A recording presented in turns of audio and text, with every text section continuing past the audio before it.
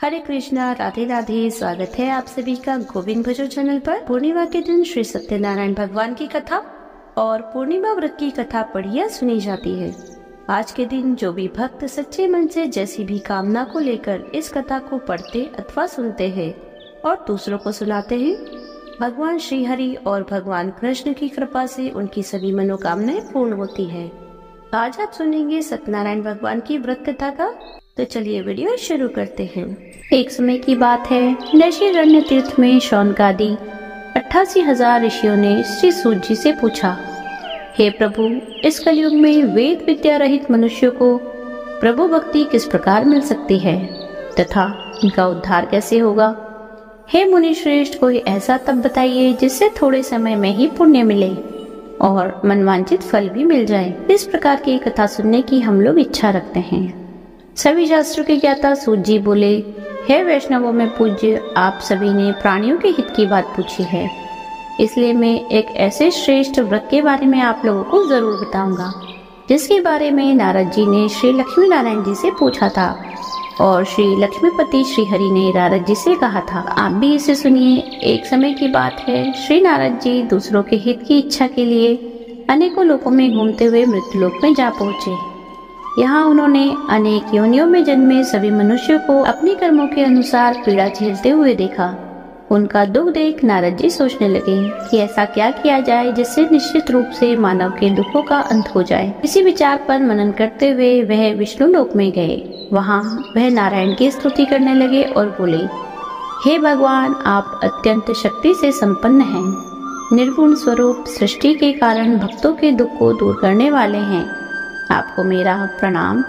नारद जी की स्तुति सुन विष्णु भगवान बोले, मुनि श्रेष्ठ, आपके मन में क्या बात है उसे निसंकोच कहिए।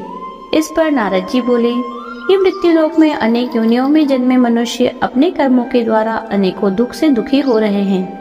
हे प्रभु, आप ये बताइए कि वो मनुष्य थोड़े प्रयास से ही अपने दुखों से कैसे छुटकारा पा सकते हैं।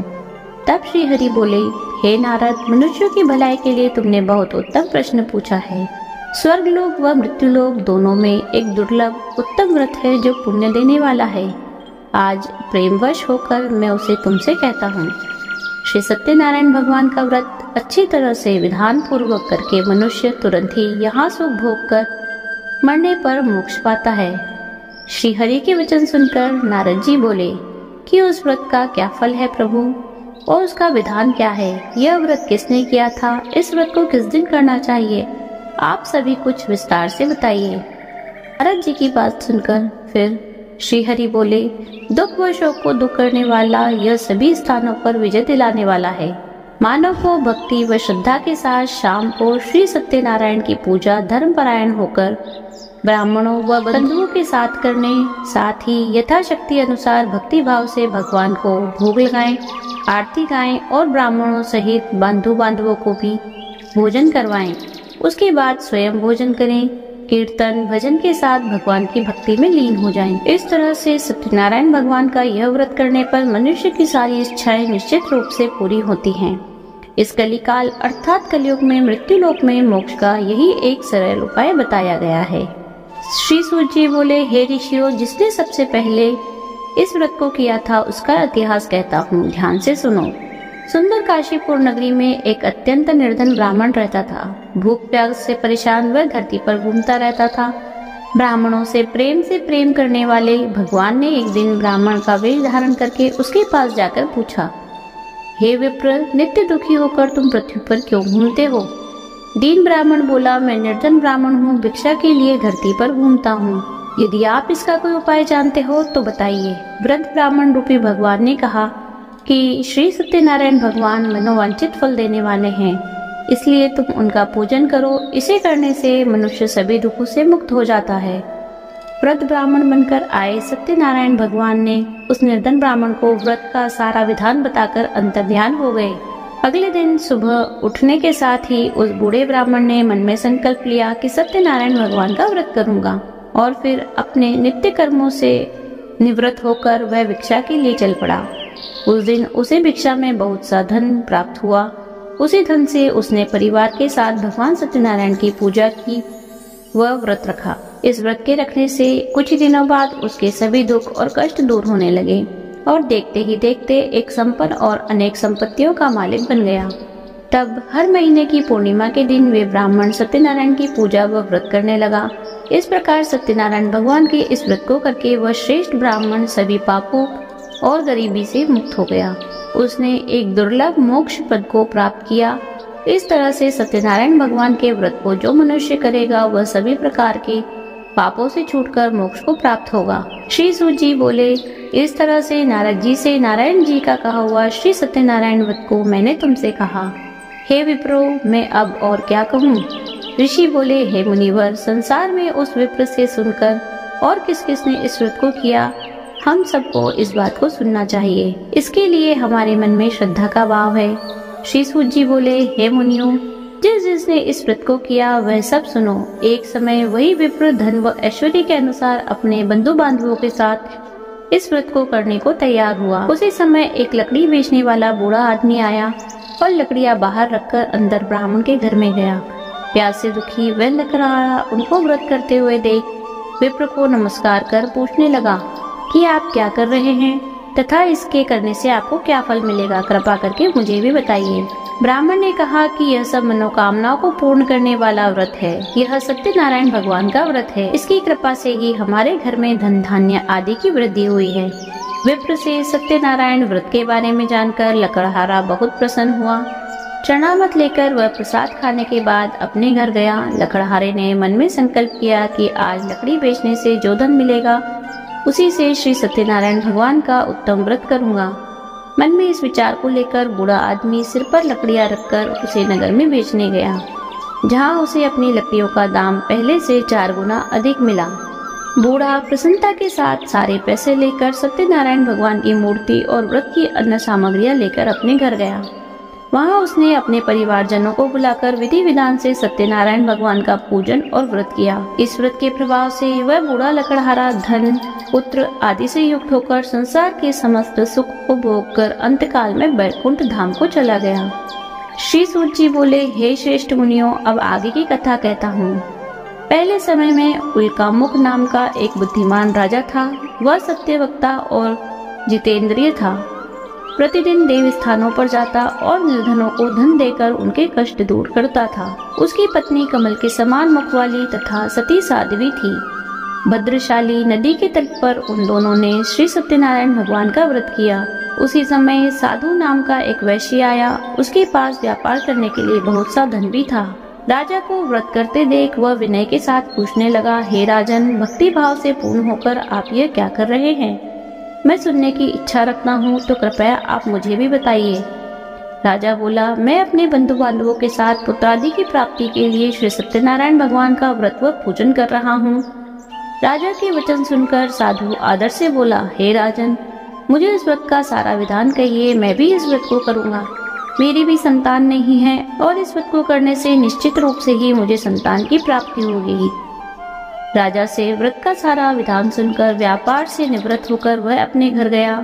साधु ने अपनी पत्नी को संतान देने वाले इस व्रत का वर्णन कह सुनाया और कहा कि जब मेरी संतान होगी तब मैं इस व्रत को करूंगा। साधु ने इस तरह के वचन अपनी पत्नी लीलावती से कहे। एक दिन लीलावती पति के साथ आनंदित हो संसारिक धर्म में प्रवृत्त होकर सत्यनारायण भगवान की कृपा से गर्भवती हो गई। 10वें महीने में उसके गर्भ से एक सुंदर कन्या ने जन्म लिया। माता पिता ने अपनी कन्या का नाम कलावती रखा। एक दिन कलावती की माँ लीलावती ने अपने पति को याद दिलाया कि आपने सत्यनारायण भगवान के जिस व्रत को करने का संकल्प किया था उसे करने का समय आ गया है, आप इस व्रत को कीजिए। साधु बोला, हे प्रिय, मैं इस व्रत को उसके विवाह पर करूंगा। इस प्रकार अपनी पत्नी को आश्वासन देकर वह नगर में चला गया। साधु ने एक बार नगर में अपनी कन्या को सखियों के साथ देखा तो उसे लगा कि उसकी कन्या अब विवाह योग्य हो चुकी है और उसने कन्या के योग्य वर ढूंढना शुरू कर दिया। इस बात को ध्यान में रखते हुए साधु एक नगर में पहुंचा और वहां देखभाल कर लड़की के सुयोग्य वाणिक के पुत्र को ले आया। सुयोग्य लड़के को देख साधु ने बंधु बांधवों को बुलाकर अपनी पुत्री का विवाह कर दिया। लेकिन दुर्भाग्य की बात यह कि साधु ने अभी तक श्री सत्यनारायण भगवान का व्रत नहीं किया। इस पर श्री भगवान क्रोधित हो गए और श्राप दिया। अपने कार्य में कुशल साधु बनिया जमाई को लेकर समुद्र के पास रत्नासारपुर नगर में गया। वहां जाकर दामाद ससुर दोनों मिलकर चंद्रकेतु राजा के नगर में व्यापार करने लगे। एक दिन भगवान सत्यनारायण की माया से एक चोर राजा का धन चुराकर भाग रहा था। उसने राजा के सिपाहियों को अपना पीछा करते हुए देखा तो चुराया हुआ धन वहां रख दिया जहां साधु अपने जमाई के साथ ठहरा हुआ था। राजा के सिपाहियों ने साधु वैश्य के पास राजा का धन पड़ा देखा तो वह ससुर जमाई दोनों को बांधकर प्रसन्नता से राजा के पास ले गए और कहा कि उन दोनों चोरों को हम पकड़ लाए हैं, आप आगे की कार्रवाई की आज्ञा दें। राजा की आज्ञा से उन दोनों को कठिन कारावास में डाल दिया गया और उनका सारा धन भी उनसे छीन लिया गया। श्री सत्यनारायण भगवान के श्राप से साधु की पत्नी भी बहुत दुखी हुई। घर में जो धन रखा था उसे भी चोर चुरा ले गए। शारीरिक तथा मानसिक पीड़ा व भूख प्यास से अति दुखी और अन्य की चिंता लीलावती एक ब्राह्मण के घर गई। वहां उसे श्री सत्यनारायण भगवान का व्रत होते देखा, फिर कथा भी सुनी। वहां प्रसाद ग्रहण कर वह रात को घर वापस आई। माता के कलावती से पूछने पर कि पुत्री अब तक तुम कहाँ थी, तेरे मन में क्या है? कलावती ने अपनी माता से कहा, हे माता, मैंने एक ब्राह्मण के घर में श्री सत्यनारायण भगवान का व्रत देखा है। कन्या के वचन सुनकर लीलावती भगवान के पूजन की तैयारी करने लगी। लीलावती ने परिवार व बंधुओं के सहित सत्यनारायण भगवान का पूजन किया और उनसे वर मांगा कि मेरे पति तथा जमाई शीघ्र ही घर आ जाएं। साथ ही यह प्रार्थना भी की कि हम सबका अपराध क्षमा करें। श्री सत्यनारायण भगवान इस व्रत से संतुष्ट हो गए और राजा चंद्रकेतु को सपने में दर्शन देकर कहा, हे राजन, तुम उन दोनों वैश्यों को छोड़ दो और तुमने उनका जो धन लिया है वह भी उन्हें वापस दे दो। अगर ऐसा नहीं किया तो मैं तुम्हारा धन, राज्य व संतान सभी कुछ नष्ट कर दूंगा। राजा को यह सब कहकर वे अंतर्ध्यान हो गए। प्रातः काल सभा में राजा ने अपना सारा सपना सुनाया। फिर बोले कि उन दोनों को कैद से मुक्त कर सभा में लाओ। दोनों ने आते ही राजा को प्रणाम किया। राजा बोला, महानुभाव, भाग्यवश ऐसा कठिन दुख तुम्हें प्राप्त हुआ, लेकिन अब तुम्हें कोई भय नहीं है। ऐसा कहकर राजा ने उन दोनों को नए वस्त्राभूषण पहनाए और जितना उनका धन लिया था सभी कुछ दुगना वापस कर दिया। दोनों वैश्य अपने घर को चल दिए। श्री सूत जी बोले, वैश्य ने मंगलचार कर अपनी यात्रा आरंभ की और अपने नगर की ओर चल दिया। उनके थोड़ी दूर जाने पर दंडी वेशधारी श्री सत्यनारायण भगवान ने उनसे पूछा, हे साधु, तेरी नाव में क्या है? अभिवाणी वणिक हंसता हुआ बोला, हे दंडी, आप क्यों पूछते हो? क्या धन लेने की इच्छा है? मेरी नाव में तो बेल व पत्ते भरे हुए हैं। वैश्य के कठोर वचन सुनकर भगवान बोले, तुम्हारा वचन सत्य है। दंडी ऐसे वचन कहकर वहां से दूर चले गए। कुछ दूर जाकर समुद्र के किनारे बैठ गए। दंडी के जाने के बाद साधु वैश्य ने नित्य क्रिया के पश्चात नाव को ऊंची उठाकर देखा तो अचंबा माना और नाव में बेल पत्ते आदि देख वह मूर्छित हो जमीन पर गिर पड़ा। वापस होश आने पर वह अत्यंत शोक में डूब गया। तब उसका दामाद बोला कि आप शोक न मनाएं, यह दंडी का शाप है, इसलिए हमें उनकी शरण में जाना चाहिए, तभी हमारी मनोकामना पूर्ण होगी। दामाद की बात सुनकर वह दंडी के पास पहुंचा और अत्यंत भक्तिभाव से नमस्कार करके बोला, मैंने आपसे जो असत्य वचन कहे थे उसके लिए मुझे क्षमा कर दीजिए। ऐसा कहकर वह रोने लगा। तब दंडी भगवान बोले, हे वणिक पुत्र, मेरी आज्ञा से बार बार तुम्हें दुख प्राप्त हुआ है, तू मेरी पूजा से विमुख हुआ। साधु बोला, हे भगवान, आपकी माया से ब्रह्मा आदि देवता भी आपके रूप को नहीं जानते, तब मैं अज्ञानी कैसे जान सकता हूँ? आप प्रसन्न होइए, मैं सामर्थ्य के अनुसार आपकी पूजा करूँगा। मेरी रक्षा कीजिए और पहले के समान नौका में धन भर दीजिए। साधु वैश्य के भक्ति पूर्वक वचन सुनकर भगवान प्रसन्न हो गए और उसकी इच्छा अनुसार वरदान देकर अंतर्ध्यान हो गए। ससुर जमाई दोनों जब नाव पर आए तो नाव धन से भरी हुई थी। फिर वही अपने अन्य साथियों के साथ सत्यनारायण भगवान का पूजन कर अपने नगर को चल दिए। जब नगर के नजदीक पहुंचे तो दूत को घर पर खबर करने के लिए भेज दिया। दूत साधु की पत्नी को प्रणाम करके कहता है कि मालिक अपने दामाद सहित नगर के निकट आ गए हैं। दूत की बात सुनकर साधु की पत्नी लीलावती ने बड़े हर्ष के साथ सत्यनारायण भगवान का पूजन कर अपनी पुत्री कलावती से कहा कि मैं अपने पति के दर्शन को जाती हूँ, तू कार्य पूर्ण करके शीघ्र आ जाना। माँ के ऐसे वचन सुनकर कलावती जल्दी में प्रसाद छोड़कर अपने पति के पास चली गई। प्रसाद की अवज्ञा के कारण श्री सत्यनारायण भगवान रुष्ट हो गए और नाव सहित उसके पति को पानी में डुबो दिया।